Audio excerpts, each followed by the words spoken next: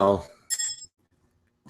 everybody. After a very long hiatus, it seems like, even though it was, I guess it was a month, really, away from Mamar Heichaltzu, which is this extremely important analysis by the fifth Lubavitcher Rebbe on the deep spiritual roots of why it is that we just can't get along, to speak Angelino there. And if you remember, the beginning of this discussion is the text which describes Moshe being commanded to lead the Jewish people in battle against Midian, and afterwards, and only after that battle, is Moshe to then die. So we asked a lot of questions concerning that particular passage. Why is it that Moshe had lead the battle? After all, Yehoshua really was the military commander who would lead the campaign to liberate the land of Israel and to enter into the land of Israel. Moshe could have died and then have Yehoshua conduct the battle. We also asked the question, why is it that the Torah, when God commands the battle, so God says that this is going to be the vengeance of the Jewish people. But then when Moshe communicates again to the Jewish people, says Nikmat Hashem, the vengeance of Hashem, using God's name, Yud Kei Vav Kei. What's so special about that particular name of God? And we began the discussion by pointing out that the word Midian, is related to the word Madon, which means strife. There's something about Moshe, what Moshe stands for, and there's something about Midian, what Midian stands for, which one is the cure for the other. Now, we went into a very deep analysis of the Kabbalistic roots of strife, and we're going to continue with that. But just to perhaps allude to the things that we talked about previously, we went into a discussion of the most fundamental review of how the world came into being. And we talked about that when God created the world, the essence of creation is differentiation, right? When you have only oneness, then there's only God, right? In order to be able to create the world, there had to be differentiation. There has to be a table and a chair, and there has to be a Zev, and there has to be Larry, right? That's the very essence of creation, that there's differentiation.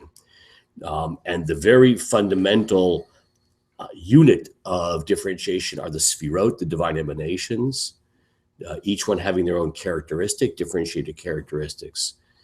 However, when those characteristics, in the case of cosmic creation, the Sfirot, the divine emanations, have their own individual identity and don't have any, as it were, realization that they're all derived from and ultimately still rooted in the same unity, then there's no room for coexistence between the Sfirot. And that's called the Shvirat HaKelim, the breaking of the vessels, right? That is such a famous idea in Kabbalah. And that's also called the realm of Tohu, the creation step of chaos, because the Sfirot existed in differentiated entities, but could not have a sense of unity because each one didn't realize that, in fact, they're all fundamentally connected with the other and all ultimately a unity.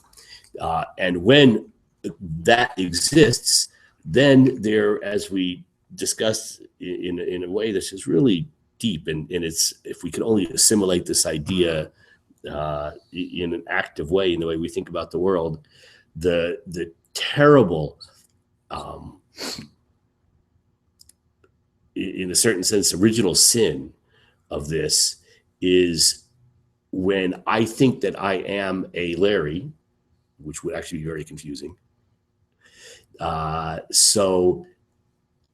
I'm not connected to anything else, then there's no room for anything else. It's not just that I'm Larry and not Zev, but there's only room in this world for Larry. So I actually detest Zev's existence, which I don't in reality. because not for any reason. It's just because there's only room in the world for me. And I'll bet you met people like this. There's only room on this planet for me. Okay. So now with that brief introduction so what's the cure? The cure is to be able to have spiritual vision. The cure is to realize that differentiation is not necessarily, and I would say necessarily not, a reflection of independent entities that don't have an interrelationship. That's a facade. That's a tragic, maybe is the right word. That's a tragic mistake in the way one views reality. The true reality is the interconnectedness and common root of all those differentiation, all that differentiation. Just to add one more point, that and this ties in with Rav Lichtenstein's passing, the great Torah scholar Rav Lichtenstein, who passed away this week. I would say if one had to characterize his path in Torah learning, one sentence could be the taking apart of an idea, dividing it up analytically into component parts and classifying it. That's the famous Brisker method in learning. And obviously that doesn't do it justice, that one sentence. But what's critical is that analyzing, dividing up things into component parts and classifying is ultimately not, in fact, leading to a jumbled disunity, but in fact that an analytical process unveils and reveals the ultimate underlying unity of all things. Okay, so let's now take a look at chapter 9, and I've distributed the English text to you here, and I think there may be some remnant of the Hebrew text floating around. You still got 9 there? Excellent. V'hinei zehu gam ken hasiba ma shenitzmach sin'a ben ish l're'ehu b'li shum tam v'dat.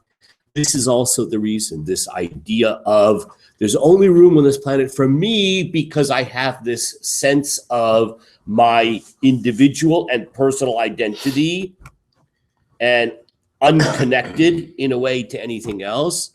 That's the reason that we hate each other for no reason at all. We simply can't tolerate the existence of another person. And we look at that person with a jaundiced eye, as we say in English. Until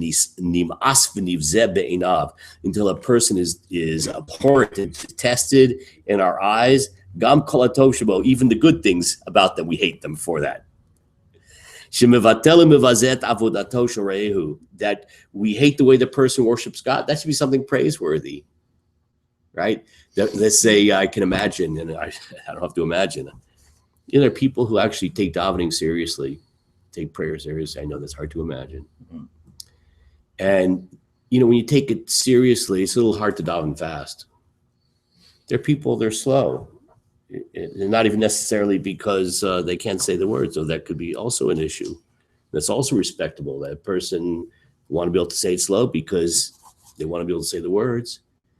And so people get angry, right? And even if they're leading the services, really get angry. Why are you going so slow? I got places to go, people to see, right? Or even if they're not, and this is the most amazing, the person would be standing here in the corner, davening on their own. They're not leading this, they're not holding anybody back. But somebody else in the room will feel resentment. No, they're not connected. They're not holding back the service. They're by themselves over here. But a resentment. What's wrong with him? Who does he think he is? Is he in the higher spiritual levels? It takes him so long to daven. He's not normal. Davening didn't take more than 28 minutes. So even the good things about a person, the way they serve Hashem and the fulfillment of Torah and mitzvot that people resent, it's all flowing from this horrible character flaw of there's room on this planet for only me. Even if the person didn't do anything bad to us, if a person harmed us, then I can understand, at least superficially, there's room to resent that person. Even if they didn't do anything bad to us. And the person doesn't have any intention of doing anything bad to us. That somehow, for completely irrational, we feel this resentment and hostility towards the person. Now, ready for a deep idea?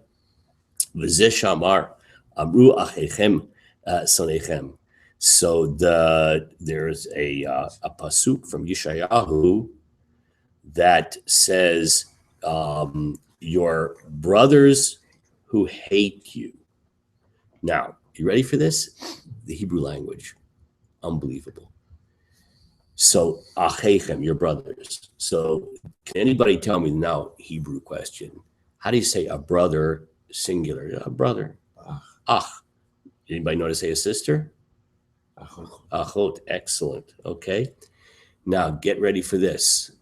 There's a verb, le'achot. It means to sew something together very tightly. Same word. Wow. So what does the word ach, brother or sister, achot, really mean? To be sewn together very tightly. So when Yeshayahu refers to achechem sonechem, your brothers who hate you, he's referring to this irony, as the author now goes to explain. She'achechem hema sonechem, that they are supposed to be ach. What's ach really mean? Tightly bound together, right? La'achot means to sew together. The achu lashon chibur, the deeper meaning of the word ach means to be attached. V'hainu gam she'ein davar mafrid b'neihem klal v'lachen nikrim machim lashon achot v'chibur.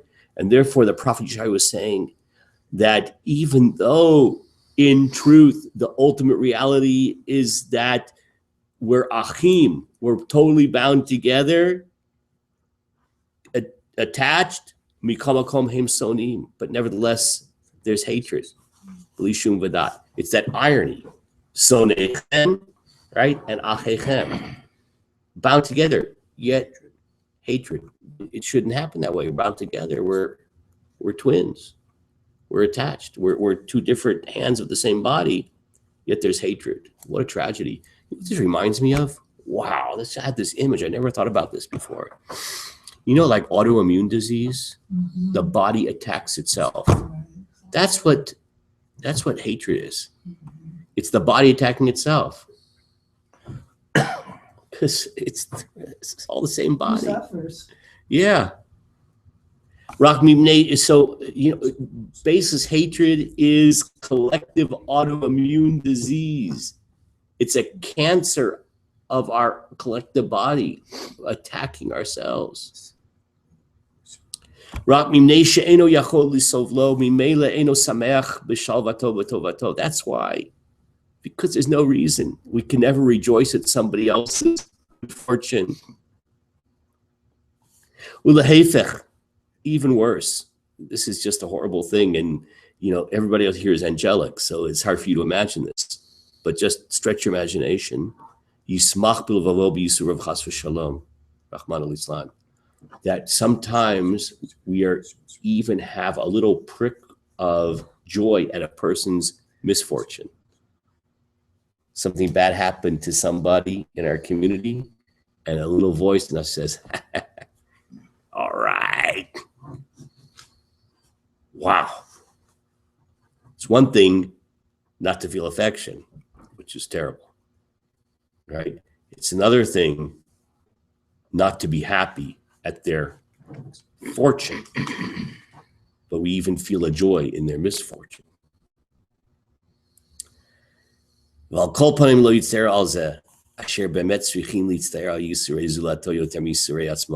the following. This is an unbelievable idea. In truth, we should actually feel greater pain over somebody else's misfortune than our own personal misfortune. I'll repeat that.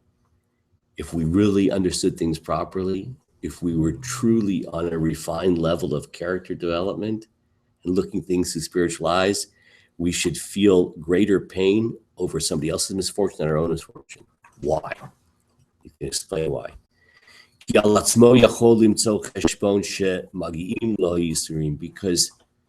when it comes to ourselves, a truly refined spiritual person should never feel resentful over the things that happen to them. Why? Because if we're honest with ourselves, we know that when we face difficult circumstances, on some level, we need it, right? Things don't happen for no reason. You know, sometimes you take a bitter pill because you need the pill. And if we're honest with ourselves and look in the mirror, we would know that we needed that bitter pill because something is sick within us. We needed that bitter pill. So we don't feel resentful. This is hard to do, this high level. We don't feel resentful because we know we needed that bitter medicine. As our sages say, if a person sees that afflictions have come upon him, look inside. Look inside. You realize that bitter pill was necessary. If you look honestly, you'll find. And for some reason, if there was such a thing that, I just don't know what my sickness is, I need to have this bitter pill. You know what? How about times when a person could have learned Torah and didn't? That's always true. Okay? Then he goes on. Therefore, you don't feel resentment. A person actually accepts it with love. I actually, it's amazing. There's somebody I know who's suffering a lot and trying different types of therapies. All these therapies are so difficult and poisonous, but out of the great desire to live, this person is so excited about the possibility of a therapy, even though that therapy was so painful. That's what we really should be at the prospect of having to sometimes take a bitter pill. But you're not allowed to look at somebody else and say, something, you really needed that bitter pill because look at all those defects in you. You're never allowed to do that concerning another person. Because when it comes to another person, how are we supposed to relate to them? You're not supposed to judge another person. So for another person, when something bad happens to them, you just feel the pain. If something bad happens to us, then we're supposed to say, okay, Baruch Hashem, it's the bitter pill for what I need. So therefore, when bad things happen to another person, you should feel more suffering than if the bad thing happens to ourselves. Yet, we are on such a low level that we rejoice in someone else's suffering. On that note, we will pause and continue Bezrat Hashem tomorrow.